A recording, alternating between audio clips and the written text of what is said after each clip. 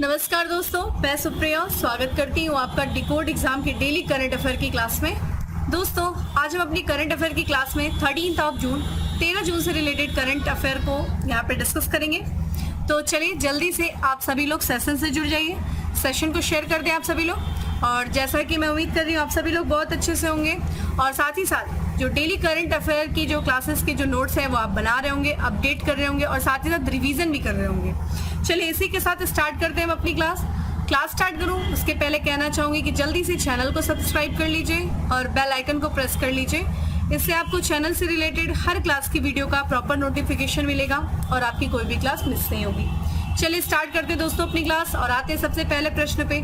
जब भी मैं क्वेश्चन रीड कर रही हूँ तो कोशिश करिए कमेंट बॉक्स में आंसर करने का। जिन्हें आंसर आता है वो भी करें, जिन्हें आंसर नहीं आता है वो तो बिल्कुल करें, क्योंकि अगर आप गलत आंसर देकर के उसको करेक्ट करोगे तो आपको हमेशा के लिए याद हो जाएगा। ठीक है, तो दोस्तों हमारा सबसे पहला जो प्रश्न है कि प्रधानमंत्री नरेंद्र मोदी ने कहां पर राष्ट्रीय प्रशिक्षण सम्मेलन का उद्घाटन किया है। ठीक है, तो यहाँ पे देखिए राष्ट्रीय प्रशिक्षण सम्मेलन, ठीक है, एक प्रशिक्षण सम्मेलन है जो कि जो लोक सेवक होते हैं उनको प्रशिक्षित करने के लिए सम्मेलन जो है किया गया है। इसका उद्घाटन प्रधानमंत्री जी के द्वारा किया गया। कहाँ किया गया क्वेश्चन आपसे पूछा जा रहा है। ऑप्शन आप देख रहे हैं दोस्तों और हम इसके करेक्ट आंसर पे चले तो करेक्ट आंसर इज ए, यानी कि नई दिल्ली में। ठीक है, तो प्रधानमंत्री नरेंद्र मोदी जी ने नई दिल्ली के अंतर्राष्ट्रीय प्रदर्शनी और सम्मेलन केंद्र में प्रथम राष्ट्रीय प्रशिक्षण सम्मेलन का उद्घाटन किया। ध्यान रखिएगा, प्रथम राष्ट्रीय प्रशिक्षण सम्मेलन है, इसलिए ये क्वेश्चन अपने आप में इंपॉर्टेंट हो जाता है। ठीक है, सम्मेलन का बेसिकली उद्देश्य देखिए क्या है कि देश भर, देखिए यहाँ बर लिख गया है, मिसप्रिंट है, ध्यान रखिएगा, देश भर में लोक सेवकों के प्रशिक्षण के बुनियादी ढांचे को मजबूत करना। ठीक है, ये जो आयोजन है, ये जो किया गया है, ये क्षमता निर्माण आयोग ने जो है इस सम्मेलन का आयोजन किया है। सम्मेलन में देखिए कई सारे जो प्रशिक्षण संस्थान हैं उन्होंने भाग लिया और इसमें लगभग देखा जाए तो इन संस्थानों के ये जो देश भर के विभिन्न प्रशिक्षण संस्थान हैं उसमें से लगभग देखा जाए तो 1500 से अधिक जो है प्रतिनिधि पार्टिसिपेट उन्होंने किया है। यहाँ पे अगर हम बात करें कौन कौन शामिल हुए थे इस संस्थान में, तो केंद्रीय प्रशिक्षण संस्थान, राज्य प्रशासनिक प्रशिक्षण संस्थान, क्षेत्रीय और ना सिर्फ दोस्तों क्षेत्रीय बल्कि मंडलीय प्रशिक्षण संस्थान और 100 संस्थानें जो है इसमें भाग लिया। ठीक है, इसके अलावा अगर हम देखें तो केंद्र सरकार के जो विभाग हैं, राज्य सरकार, स्थानीय शासन के निकाय और निजी क्षेत्र के जो विशेषज्ञ थे वो भी इस सम्मेलन में भाग लिए हैं। ठीक है, तो दोस्तों ये हमने देखा कि जो प्रथम राष्ट्रीय प्रशिक्षण सम्मेलन है उसका उद्घाटन प्रधानमंत्री जी के द्वारा किया गया। कहाँ किया गया? नई दिल्ली में किया गया। ठीक है, आते हैं हम अपने अगले प्रश्न पे। इंपॉर्टेंट है ये भी क्वेश्चन दोस्तों आपके लिए। तो अगला प्रश्न है हमारा कि भारतीय कृषि अनुसंधान परिषद ने किसानों को सशक्त बनाने के लिए किसके साथ समझौता किया है? तो किसानों को सशक्तिकरण के लिए देखिए एक समझौता किया गया है भारतीय कृषि अनुसंधान परिषद के द्वारा। दोस्तों ये किया गया है अमेजन किसान के द्वारा। ठीक है, करेक्ट आंसर सी, अमेजन किसान के द्वारा किया गया है। तो यहाँ पे ध्यान रखिएगा भारतीय कृषि अनुसंधान परिषद और इन्होंने जो है अमेजन किसान के साथ एक समझौता ज्ञापन किया है, MOU किया है, मेमोरेंडम ऑफ अंडरस्टैंडिंग, उस पे इन्होंने सिग्नेचर किया है। उद्देश्य क्या है इस समझौते का? तो ध्यान रखिएगा किसानों को, ठीक है, जो कि किसान उपज करता है और साथ ही साथ हमारे जो सरकार की वर्तमान सरकार का उद्देश्य क्या है? किसानों की आय को दुगना करना। तो यहाँ पे देखिए ये जो समझौता हुआ है ये बेसिकली देखा जाए तो किसानों के इष्टतम उपज यानी कि जो कुछ भी वो उत्पादन कर रहे हैं वो अधिक से अधिक उसका उत्पादन हो और आय के जो है विभिन्न फसलों की वैज्ञानिक खेती पर किसानों को मार्गदर्शन करने के लिए इन दोनों संगठनों के बीच क्या हुआ है? समझौता हुआ है। यहाँ पे अगर हम बात करें जो भारतीय कृषि अनुसंधान परिषद है वो ध्यान रखिएगा जो अमेजन का नेटवर्क है उसके माध्यम से ये किसानों को तकनीकी सहायता प्रदान करेगा। ठीक है, और इसी तकनीकी सहायता से, ठीक है, ये जो किसान हैं वो अपनी उत्पादन को जो है दुगना कर सकेंगे, वो अपनी आय में क्या कर सकेंगे कि वैज्ञानिक खेती के माध्यम से वो अपनी आय को भी दुगना कर सकेंगे। ठीक है, ध्यान रखिएगा। यहाँ पे अगर हम बात करें यह सहयोग जो है वो किसानों को मूल्यवान कृषि ज्ञान और संसाधनों तक पहुंच बनाने, उनकी आजीविका में सुधार करने और फसल की उपज बढ़ाने में क्या करेंगे? ये सक्षम करेंगे। ठीक है, तो इसी उद्देश्य से ये समझौता किया गया है। तो ध्यान रखिएगा, कृषि यहाँ पे भारतीय कृषि अनुसंधान परिषद अमेजन किसान के बीच में हुआ है। कमेंट बॉक्स में मुझे आंसर करिए दोस्तों कि ये जो परिषद है फिर भारतीय कृषि अनुसंधान परिषद, इसका हेडक्वार्टर कहाँ है। ठीक है, कमेंट बॉक्स में आंसर करें। आते हैं हम अपने अगले प्रश्न पे, और अगला प्रश्न है हमारा कि G20 के प्रमुख शिक्षा कार्यक्रम यूनिवर्सिटी 20 सम्मेलन का आयोजन कहाँ होगा। तो ध्यान रखिएगा, जैसा कि आपको पता है भारत इस साल G20 की अध्यक्षता कर रहा है, और हमने ये भी देखा कि G20 के अंतर्गत कई सारे विषयों पर अलग अलग सेगमेंट पे बहुत सारे सम्मेलनों का कई जगहों पर आयोजन किया जा रहा है। एक अभी इसी साल आपके देखा जब पीसीएस में क्वेश्चन भी पूछा गया था कि उत्तर प्रदेश में कितने जिलों में, ठीक है, G20 सम्मेलन का आयोजन किया जा रहा है। आप लोगों ने अगर पीसीएस दिया होगा तो आपको पता भी होगा, उसमें आंसर देके इनकरेक्ट जो था उसमें कानपुर नहीं था, बाकी हमने देखा था 3 जगह, आगरा है दोस्तों, वाराणसी है, और अगर हम देखें तो नोएडा, ठीक है, ग्रेटर नोएडा, वहां पे सम्मेलन का आयोजन किया जा रहा है। उसी के तहत हम देख रहे हैं कि G20 के अंतर्गत जो शिक्षा कार्यक्रम है यूनिवर्सिटी 20, उसका जो आयोजन किया जाएगा दोस्तों, ये किया जाएगा पुणे में, महाराष्ट्र के पुणे में। ठीक है, अगर हम इसकी व्याख्या को देखते हैं तो भारतीय विश्वविद्यालय संघ और ध्यान रखिएगा सिम्बोसिस इंटरनेशनल डीम्ड यूनिवर्सिटी, ये देखा जाए तो G20 प्रमुख शिक्षा कार्यक्रम के साथ ही पूरक कार्यक्रम के तौर पर 19, 20, 21 जून को पुणे में यूनिवर्सिटी 20 सम्मेलन की मेजबानी करेंगे। ठीक है, ध्यान रखिएगा इस सम्मेलन की, ये जो सम्मेलन हो रहा है यूनिवर्सिटी 20, इसके अगर हम विषय की बात करें, थीम क्या है, ध्यान रखिएगा, the future of universities making the world a better place to live in the transformative role of university, ये इस सम्मेलन का क्या रहेगा, विषय रहेगा। देख रहे कि 3 दिवसीय सम्मेलन था दोस्तों, जैसा कि हमने देखा, और इस सम्मेलन में जो कि पुणे में सिम्बोसिस जो है, सिम्बोसिस इंटरनेशनल यूनिवर्सिटी, उसमें आयोजित किया जाएगा। और इसमें जो है सम्मेलन में G20 देशों के जो वरिष्ठ शिक्षाविद हैं, जो शैक्षिक नेता हैं, जो लीडर्स हैं एजुकेशन से संबंधित, वो इस सम्मेलन में क्या करेंगे, हिस्सा लेंगे, शामिल होंगे। ठीक है, तो ये हमने देखा कि शिक्षा कार्यक्रम के तहत जो यूनिवर्सिटी 20 हो रहा है वो पुणे में आयोजित किया जाएगा। यहाँ पे एक चीज़ और भी सम्मेलन हुआ है अभी हाल फिलहाल में उत्तर प्रदेश के वाराणसी में। तो उत्तर प्रदेश में देखा जाए जो G20 विकास मंत्री हैं, ध्यान रखिए उन मंत्रियों की, ध्यान रखिएगा विकास नहीं विदेश मंत्री होगा, मंत्रियों की बैठक उत्तर प्रदेश के वाराणसी में आयोजित किया गया है। ठीक है, माफ करिएगा, विकास मंत्री, ये सही है। और इस बैठक की जो अध्यक्षता की गई दोस्तों, वो हमारे देश के विदेश मंत्री यानी कि डॉक्टर S जयशंकर के द्वारा उसकी मेजबानी, उसकी अध्यक्षता की गई। ठीक है, आते हैं अगले प्रश्न पे जो कि स्पोर्ट्स से रिलेटेड है दोस्तों, कि निम्नलिखित में से किस देश की क्रिकेट टीम ICC की सभी ट्रॉफी जीतने वाली पहली टीम बन गई है। ऑप्शंस आप देख रहे हैं, correct answer is a, Australia. तो यहाँ पे अगर हम बात करें दोस्तों, तो ये जो हाल ही में देखा जाए विश्व टेस्ट चैंपियन, ठीक है, वर्ल्ड टेस्ट चैंपियनशिप का जो फाइनल मैच हुआ है उसमें ऑस्ट्रेलिया ने भारत को 209 रन से हरा दिया।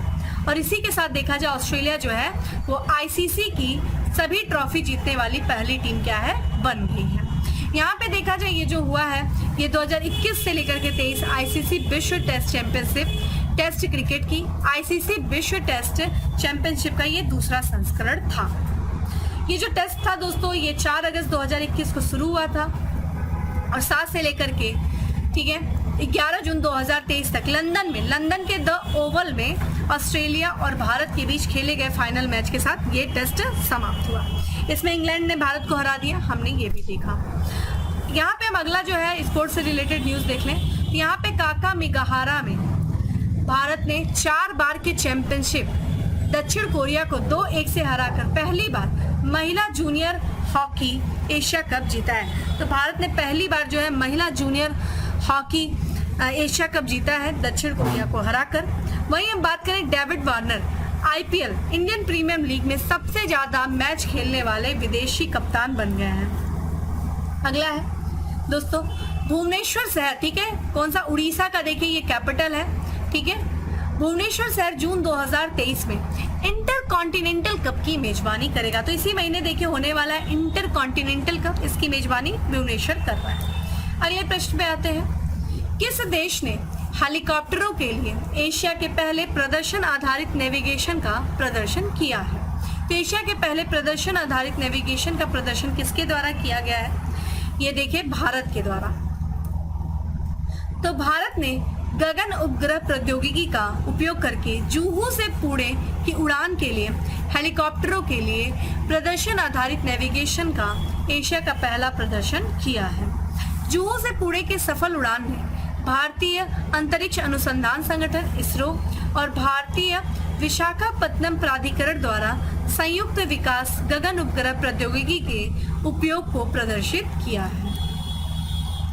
भारत हेलीकॉप्टरों के लिए प्रदर्शन आधारित नेविगेशन के लिए एशिया का पहला प्रदर्शन आयोजित करता है। ठीक है, तो ये ध्यान रखिएगा कि एशिया का पहला, ठीक है, ये नेविगेशन का एशिया का पहला प्रदर्शन जो आयोजित किया गया भारत ने किया है।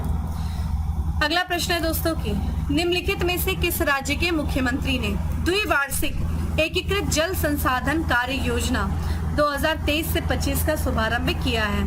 तो ये द्विवार्षिक एकीकृत जल संसाधन कार्य योजना है, किस राज्य के मुख्यमंत्री के द्वारा इसका शुभारंभ किया गया है? बी, हरियाणा। आइए इसकी व्याख्या को देख लेते हैं। तो देखिए, हरियाणा के वर्तमान जो मुख्यमंत्री हैं दोस्तों, ठीक है, मनोहर लाल खट्टर, उन्होंने द्विवार्षिक एकीकृत जल संसाधन कार्य योजना का शुभारंभ किया है और ये चूंकि द्विवार्षिक है तो ये 2023 से लेकर के 2025 तक रहेगी। योजना का उद्देश्य क्या है? जो राज्य में पानी की कमी है, ठीक है, उस पानी की कमी की चुनौतियों का समाधान करना और जो जल जमाव की चुनौतियां हैं उनका सामना करना। यहाँ पे देखा जाए, जब ये कार्यक्रम जो एकीकृत जल संसाधन कार्य योजना का जब लॉन्च किया जा रहा था तो लॉन्च समारोह के दौरान हरियाणा के जो मुख्यमंत्री हैं मनोहर लाल खट्टर, उन्होंने बताया कि जो एक तरीके से विश्वास व्यक्त किया कि ये योजना जो है राज्य में पानी की बचत करेगा, पानी की जो समस्या है उसका निदान करेगा और जल प्रबंधन के लक्ष्य को पूरा करने के लिए एक रोड मैप पर भी कार्य करेगा। ठीक है, उन्होंने कहा कि जल संरक्षण के लिए विभिन्न हस्तक्षेपों के माध्यम से जो मतलब एक तरीके से आगे आकर के जल से संबंधित जो सभी विभाग हैं, विभागों के एक साथ आने से अगले 2 वर्षों में लगभग 6.97 लाख करोड़ लीटर की पानी की बचत होगी। ठीक है, तो ये इस योजना का बेसिकली उद्देश्य था। ठीक है, हम ये चीज देखें। आइए दोस्तों, हम अपने अगले प्रश्न पे बढ़े, उससे पहले हम थोड़ा सा राज्यों से संबंधित कुछ और भी चीजें देख लेते हैं। तो यहाँ पे ध्यान रखिएगा, यहाँ पे देखा जाए तो दुग्ध विकास और दुग्ध उत्पादन के क्षेत्र में अग्रणी राज्य बनने के लिए राज्य सरकार ने नंद बाबा दुग्ध मिशन योजना शुरू की। किस राज्य सरकार ने? उत्तर प्रदेश राज्य सरकार ने। वहीं देखा जाए, हाल ही में राज्य सरकार ने किसानों के लिए फसल बीमा प्रीमियम में 100% सब्सिडी का विस्तार किया। कौन से राज्य सरकार ने दोस्तों? मेघालय ने। अगली बात करें, गर्मियों में पानी की कमी की समस्या से निपटने के लिए पहली बार जल बजट अपनाया किसने? केरल सरकार ने। ठीक है, अगला प्रश्न है दोस्तों की, हाल ही में कब बाल श्रम के खिलाफ विश्व दिवस मनाया गया? तो दोस्तों मनाया गया 12 जून को। तो हर साल देखा जाए 12 जून को विश्व बाल निषेध दिवस मनाया जाता है। विश्व बाल श्रम निषेध दिवस, ध्यान रखिएगा, श्रम निषेध दिवस मनाया जाता है। उद्देश्य क्या है इसका, इस दिवस का? तो बाल श्रम के खिलाफ बढ़ते विश्वव्यापी आंदोलन को उत्प्रेरित करना। इस साल जो विश्व बाल श्रम निषेध दिवस है उसकी थीम देखिए क्या है? सभी के लिए सामाजिक न्याय, बाल श्रम समाप्त करें। ठीक है, बाल श्रम के बारे में जागरूकता बढ़ाने के लिए इस दिन की शुरुआत जो पहली बार हुई थी वो 2002 में हुई थी, अंतर्राष्ट्रीय श्रम संगठन के द्वारा किया गया था। ठीक है, एक और दिवस की बात कर लेते हैं। देखिए, हर साल 9 जून को विश्व प्रत्यायन दिवस मनाया जाता है। ठीक है, 9 जून को यह दिवस देखिए अंतर्राष्ट्रीय प्रयोगशाला प्रत्यायन सहयोग और अंतर्राष्ट्रीय प्रत्यायन फोरम द्वारा स्थापित एक वैश्विक पहल है। ठीक है, बात करें विश्व प्रत्यायन दिवस की थीम क्या है? प्रत्यायन, वैश्विक व्यापार के भविष्य का समर्थन। ठीक है, ये इस दिवस की थीम रही है। आते दोस्तों अगले प्रश्न पे कि किस राज्य सरकार ने लाडली बहना योजना शुरू की है? तो लाडली बहना योजना जो शुरू किया गया है वो मध्य प्रदेश सरकार के द्वारा शुरू किया गया है। तो मध्य प्रदेश सरकार ने जो राज्य की महिलाएं हैं उनको आर्थिक सहायता देने के लिए और साथ ही साथ उनको आर्थिक रूप से आत्मनिर्भर बनाने के लिए एक योजना शुरू किया है जिसका नाम है लाडली बहना योजना। इस योजना के तहत देखिए राज्य सरकार जो है जो राज्य की महिलाओं को हर महीने क्या किया जाएगा? आर्थिक सहायता के रूप में 1000 रुपए प्रदान करेगी। जो यहाँ पे जो मध्य प्रदेश के जो मुख्यमंत्री हैं दोस्तों शिवराज सिंह चौहान, उन्होंने देखा जब मध्य प्रदेश का जो जिला है जबलपुर, उसमें राज्य स्तरीय समारोह में इस योजना की प्रथम माह की राशि करीब 1.25 करोड़ महिलाओं के बैंक खातों में जमा कराई। ठीक है, राज्य सरकार ने महिलाओं की मदद हेतु फोन नंबर लॉन्च किया 181, उसको जारी किया है। महिला सशक्तिकरण और सुरक्षा हेतु लाडली बहना आर्मी का भी गठन किया गया है। ठीक है, तो ये दोस्तों ध्यान रखिएगा, लाडली बहना योजना मध्य प्रदेश सरकार के द्वारा शुरू किया गया है। अगले प्रश्न की तरफ बढ़े उसके पहले कुछ और भी चीजें देख लेते हैं, जैसे कि government e market place Bharat का प्रमुख ऑनलाइन खरीद मंच उत्तर प्रदेश के सभी 75 जिलों में 12 जून से 31 अगस्त 2023 तक क्रेता विक्रेता कार्यशालाओं का आयोजन कर रहा है। ठीक है, तो ये ऑनलाइन खरीद मंच है जो कि उत्तर प्रदेश के सभी 75 जिलों में जो कि एक क्रेता विक्रेता कार्यशाला का आयोजन किया जा रहा है। ठीक है, गवर्नमेंट ई मार्केट प्लेस के द्वारा इस कार्यशालाओं का योजना का उद्देश्य राज्य में खरीदारों और विक्रेताओं के बीच ये जो गवर्नमेंट ई मार्केट प्लेस है उसकी कार्य क्षमता की समझ को बढ़ाना है, साथ ही उनके किसी भी प्रश्न या चिंताओं को दूर करने के लिए एक मंच प्रदान करना है। तो ध्यान रखिएगा, उत्तर प्रदेश के सभी 75 जिलों में ये आयोजन किया जा रहा है, तो ये भी इम्पोर्टेंट है, यूपी स्पेशल आपके लिए हो सकता है। आते दोस्तों अगले प्रश्न पे, हाल ही में अमेरिका और किस देश ने आर्थिक सहयोग हेतु नई अटलांटिक घोषणा यानी कि अटलांटिक डिक्लेरेशन का समर्थन किया है? तो भारत, यहाँ पे अमेरिका और किस देश से दोस्तों? ब्रिटेन ने। तो ब्रिटेन और संयुक्त राज्य अमेरिका ने एक नई अटलांटिक घोषणा या फिर इसे हम कह सकते हैं स्वच्छ ऊर्जा, महत्वपूर्ण खनिजों और कृत्रिम बुद्धिमत्ता जैसे क्षेत्रों में आर्थिक चुनौतियों को दबाने पर अधिक सहयोग का समर्थन किया है। ठीक है, तो यहाँ पे अटलांटिक डिक्लेरेशन अमेरिका और ब्रिटेन के बीच में ये जो संयुक्त घोषणा है, इसमें दोनों देशों के आर्थिक, तकनीकी, वाणिज्यिक और व्यापार संबंधों के व्यापक स्पेक्ट्रम को शामिल करने वाले साझेदारी का वर्णन किया गया है। वे अपनी आपूर्ति श्रृंखला को मजबूत करेंगे, भविष्य की तकनीकी का विकास करेंगे और एक दूसरे के उद्योग में निवेश करेंगे दोस्तों इस समझौते के तहत। तो अटलांटिक डिक्लेरेशन जो साइन किया गया है वो देखा जाए जो बाइडेन जो कि अमेरिका के राष्ट्रपति हैं और ऋषि सुनक जो कि ब्रिटेन के प्रधानमंत्री, उनके बीच में ये अटलांटिक डिक्लेरेशन हुआ है स्वच्छ ऊर्जा के क्षेत्र में, महत्वपूर्ण खनिज और आर्टिफिशियल इंटेलिजेंस के क्षेत्र में एक दूसरे को सहयोग करने के लिए। ठीक है, आते हैं आज के लास्ट प्रश्न पे जो कि हमारा इंडेक्स से रिलेटेड है। हाल ही में IQ एयर द्वारा जारी आंकड़ों के अनुसार दुनिया का सबसे प्रदूषित शहर कौन सा है? तो ध्यान रखिएगा, ये पाकिस्तान का लाहौर शहर जो है ये दुनिया का सबसे प्रदूषित शहर बन गया है।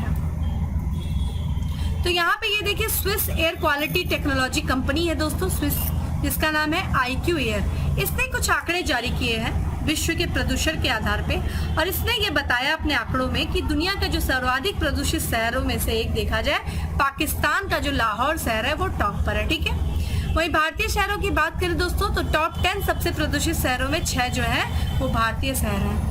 रिपोर्ट में देखा जाए वार्षिक औसत जो PM है 2.5 सघनता के आधार पर जो है रिपोर्ट को तैयार किया गया है। बाद में जो है सबसे प्रदूषित शहर दोस्तों ये राजस्थान का भिवाड़ी है जो कि तीसरे स्थान पे है। इसके बाद राजस्थान जो देश की राजधानी दिल्ली का नंबर आता है। तो ध्यान रखिएगा भिवाड़ी, ये इंपॉर्टेंट क्वेश्चन है, ऐसे क्वेश्चन पूछे गए हैं आपसे, अभी भी आने वाले एग्जाम में पूछे जा सकते हैं। दोस्तों यहाँ पे हम बात कर लेते हैं कुछ और भी चीजों की, जैसे कि साइंटिफिक डेटा पत्रिका में प्रकाशित शोध में ग्लोबल वार्मिंग में शीर्ष 10 योगदानकर्ताओं में भारत का स्थान क्या है दोस्तों? 5वां स्थान है। ठीक है, 5वां स्थान है। तो पहले स्थान पे देखिए USA है, फिर चाइना है, फिर रशिया, फिर ब्राजील, फिर इंडिया है। वहीं देखा जाए भारत का जो केंद्रीय बैंक यानी कि रिजर्व बैंक ऑफ इंडिया उसने कुछ आंकड़े जारी किए हैं और उस आंकड़े में रिजर्व बैंक ने ये बताया कि तीसरे साल बाजार उधारी में सबसे ऊपर कौन सा शहर राज्य रहा है दोस्तों? तो ये तमिलनाडु रहा है। ठीक है, किसमें? बाजार उधारी में। वही देखा जाए एक रिपोर्ट है रिपोर्टर्स विदाउट बॉर्डर, उसने कुछ रिपोर्ट जारी किया। उस देखिए रिपोर्ट क्या जारी करता है वो विश्व प्रेस स्वतंत्रता सूचकांक जारी करता है। कौन जारी करता है? Reporters without border. उसके अनुसार भारत में जो है स्वतंत्रता, प्रेस की स्वतंत्रता के आधार पे देखा जाए तो भारत 161वें स्थान पे आता है, हाईएस्ट रैंक पे नॉर्वे आता है, फिर सेकंड पे आयरलैंड, फिर डेनमार्क आता है। वर्ल्ड हैप्पीनेस इंडेक्स की बात की जाए दोस्तों 2023 में, तो भारत 136वें स्थान पे है। अब आप मुझे बताइए कि वर्ल्ड हैप्पीनेस इंडेक्स में फर्स्ट प्लेस पे कौन सी कंट्री है। ठीक है, तो ये था दोस्तों आज का हमारा 10 MCQs। अब बात करते हैं दोस्तों फैक्ट्स ऑफ द डे की। फैक्ट्स ऑफ द डे में हमारा सबसे पहला फैक्ट्स है कि भारतीय अमेरिकी को हार्वर्ड विश्वविद्यालय के फाइनेंस विभाग का उपाध्यक्ष नियुक्त किया गया है। तो कौन से भारतीय है? ये है रितु कालराको। वहीं देखा जाए आसियान अंडर 20 एथलेटिक्स चैंपियनशिप में भारत का स्थान रहा है दोस्तों क्या? तीसरा रहा है। भारत ने 2022-23 में इस्पात का उत्पादन किया है, स्टील का दोस्तों कितना किया है? 126.26 मिलियन टन का। वहीं देखा जाए काला स्वास्थ्य और अन्य नाजी प्रतीकों पर प्रतिबंध लगाने की योजना बनाई किसने दोस्तों? ऑस्ट्रेलिया ने। वहीं देखा जाए विश्व बैंक ने वित्तीय वर्ष 2024 के लिए भारत की जीडीपी वृद्धि दर रहने का अनुमान लगाया कितना? 6.3%। तो दोस्तों ये था आज का हमारा करंट अफेयर। उम्मीद करती हूँ दोस्तों आपको अच्छा लगा होगा। अच्छा लगा हो तो लाइक कर दीजिए, ज़्यादा से ज़्यादा लोग को शेयर कर दीजिए। और डेली करंट अफेयर की PDF आपको टेलीग्राम ग्रुप पे मिल जाएगी, जिसका लिंक आपको डिस्क्रिप्शन बॉक्स में दिया हुआ है। जाइए, डाउनलोड करिए, अपने शॉर्ट नोट्स बनाइए और साथ ही साथ रिवीजन करिए। चलिए दोस्तों, फिर मिलेंगे हम अपने अगले सेशन में। तब तक के लिए bye, have a good day, stay safe and stay happy.